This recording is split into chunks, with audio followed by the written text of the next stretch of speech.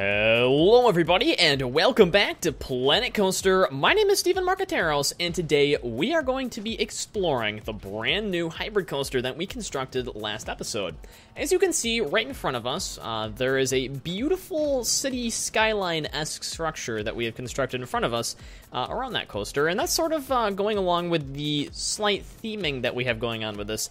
You see, this area is supposed to be sci-fi, however, a lot of it ended up being, you know, more of a modern-esque construction rather than sci-fi. I have to say that actually being up here next to the dive coaster people is actually incredibly cool, especially when they fly past you like that.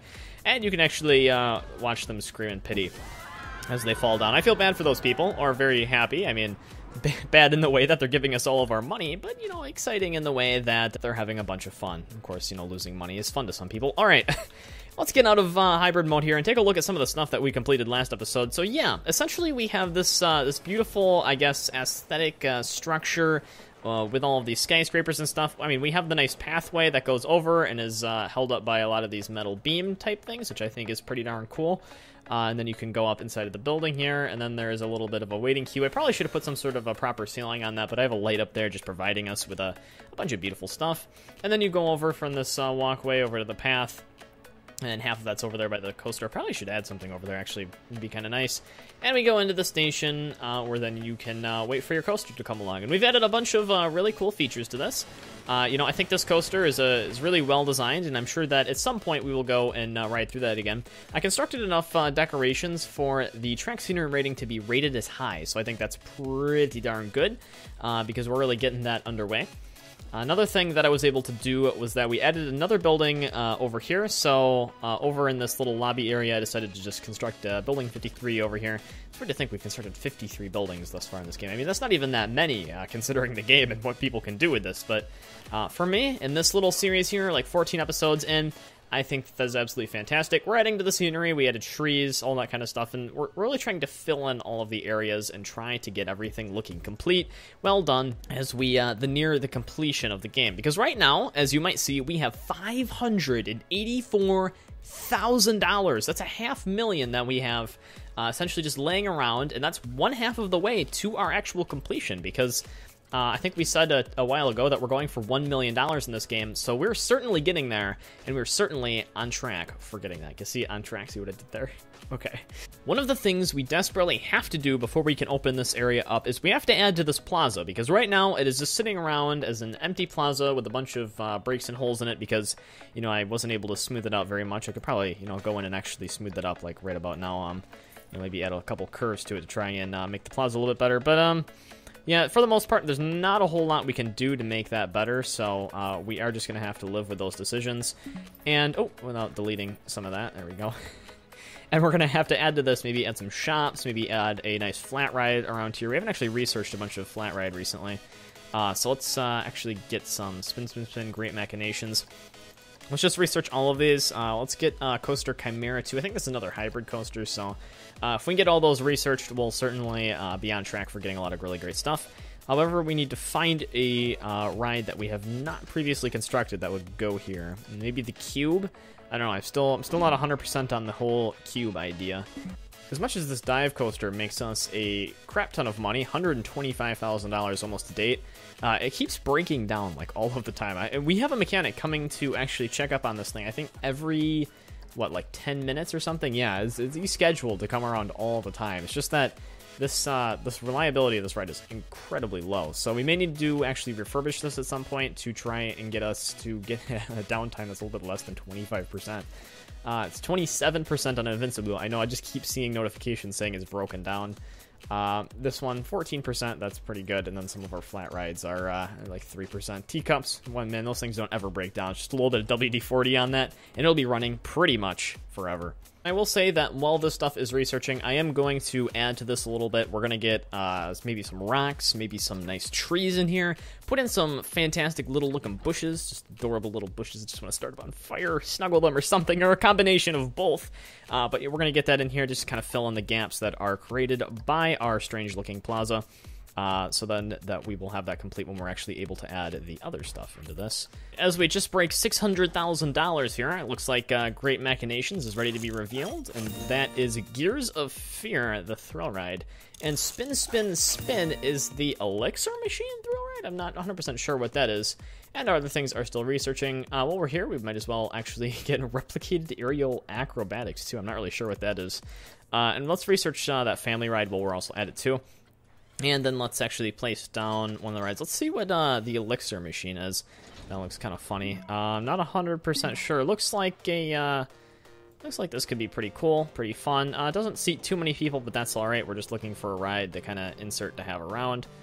So maybe right about there, we can place that down and hook that up to the pathway, and we'll have that to the plaza, and then we can essentially open this up, because then if this breaks down, they'll all get in line for that, or they'll get in line for this other coaster, or they'll go get something to eat and sit down, instead of just walking over to one completely other part of the park, as happened when we opened up, I think, what was it, some of these rides, or this ride, where they just all get off and they just all spew over the park, and then have to take a gigantic walk back. It appears that the Elixir Machine 1 has a decent amount of stuff around it. We kind of constructed this little half building that we can put over it to have people wait in so they don't get wet, and then go out on this ride. And I think it's like a nice little structure that fits in. It isn't too well themed, it's just kind of chilling around, and it kind of fits in with the other ride. It's sort of like something that comes off of it just in case they want to, stay in the theme while they end up doing whatever the heck it is that our guests are doing. I raised the entry price to Iron Fury 1 by quite a bit, so now it's $20 a ticket, and I don't think that's super unreasonable, considering the dive coaster is also at $20 a ticket as well. Let's make sure that people don't still think it is a ripoff, and no, it is not. We have Elixir Machine 1 right over there, and now that we have these two little restaurants here, I think it's actually time to get this entire area open and running for business.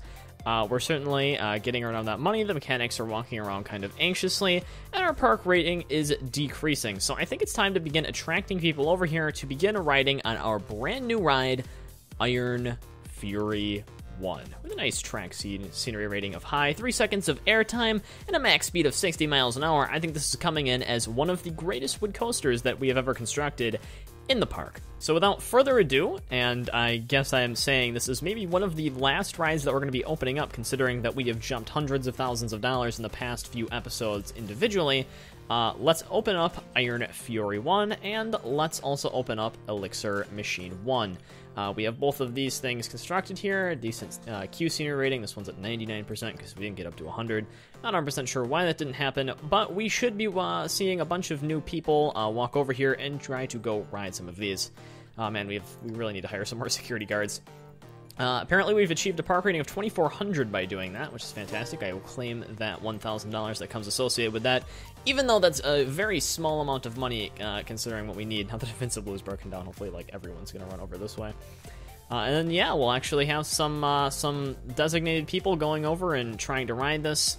I'm kind of liking this little area here. We just need to finish up a lot of this stuff and add a little bit more to it, and then it will be kind of like a really good plaza, and we'll be able to get everything done that way. We don't actually have to overcome that much of a cost barrier, too, because when we first constructed Invincible, that thing cost like $50,000 to construct. This one only costed about maybe like $16,000 before we had actually met the quota on how much money we had to dish out in order to build it. Yeah, we just don't simply have enough stuff over this way. Not enough people in the park. There's just too many different rides for everyone to go on to. They can't decide where it is they actually want to go, and I do consider that to be quite unfortunate indeed. But yeah, this is essentially Dodgeland now. We have all of our nice new stuff open. We have all of these little flat rides open as well that no one's going to ride because we don't have enough people over in this section of the park. But that's a-okay as long as we're just pulling people over this way. We've certainly got ourselves quite a bit of stuff unlocked and quite a bit of stuff to be doing in future episodes. Of course, we are going to be making our way towards sort of the end game of the series here. I mean, this series is starting to come to a close as we pull in maybe $10,000 to $12,000 a month, up in that really high range. We're actually going to be getting near the end here, guys. That's very unfortunate to say. You'd think that the series would be lasting for significantly longer, but no, it's not. It's nearly complete. And that is unfortunate and also beautiful in its own right. So I guess that's going to be a wrap for this episode, guys. So thanks for watching. If you want to see more content, make sure you click that red subscribe button down below, because it notifies you of when we upload new Planet Coaster episodes, and many different types of episodes that are also pretty interesting to watch, at least in my opinion. Otherwise, give us a thumb and tell us how you are doing down in the comment section, because it's the greatest way for us to get ideas. My name is Steven Markateros, and I will see you guys next time.